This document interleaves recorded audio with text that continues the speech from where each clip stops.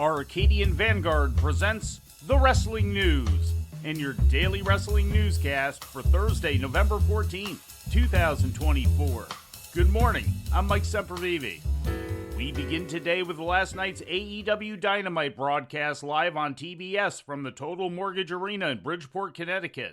In the main event, Malachi Black and Brody King of House of Black defeated FTR to earn a shot at Private Party's AEW World Tag Team title at Full Gear. AEW World Champion Jon Moxley was confronted by his Full Gear opponent Orange Cassidy during an in-ring promo segment. It doesn't matter because the only way you become AEW World Champion is by wrestling. And for a guy who doesn't like to wrestle, I wrestle more than anybody else here. And I'm pretty good at it too, because I beat you, remember that? So at Full Gear, you and I are gonna wrestle, and I'm gonna beat you again. And I take the power back. During another promo segment, Kyle Fletcher confronted Will Ospreay and their match was made for Full Gear. The segment concluded with a brawl pitting Fletcher, Brian Cage, and Lance Archer against Ospreay, Powerhouse Hobbs, and Mark Davis. Immediately following, Archer lost to Roderick Strong in a Falls Count Anywhere match. Takeshita jumped Strong after the match, but Adam Cole made the save. Takeshita then pinned Cole in a one-on-one match, illegally using the Dynamite Diamond Ring. Kyle O'Reilly and Strong made the save for Cole, who then walked off. Following his win against Leo Rush, Swerve Strickland, along with Prince Nana, was laid out by the Hurt Syndicate. And tonight, Shelton Benjamin from behind. We knew he was somewhere in the building, Tony. Not surprising at all. And Swerve, he was so locked in on Bobby Lashley, he forgot about Shelton.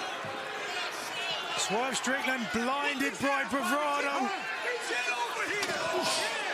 And now Bobby Lashley manhandling Swerve Strickland. This does not look good for Swerve coming up a week from Saturday. Not at all. You got to be honest, he's only got himself to blame. You know what? I agree with that, Nigel. Called him out. Asked for it. Sure did. But that's the way Swerve is. Meanwhile, that clown Prince Nana begging for his life from Shelton Benjamin. In other results, Christian Cage and Adam Page beat Jay White and Juice Robinson in the opener, and Britt Baker topped Penelope Ford.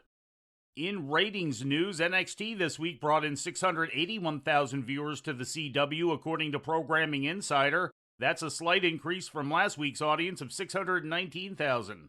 The 18 to 49-year-old demographic rating was a 0.16, which is down from last week's demo rating of 0.17.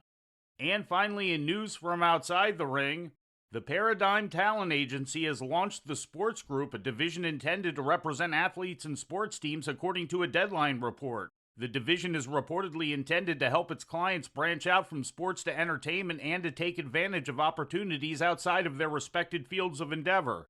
Included among the listed clients for the sports agency are WWE talents Liv Morgan, CM Punk, Damian Priest, Drew McIntyre, Tiffany Stratton, and others, as well as AEW's Miro.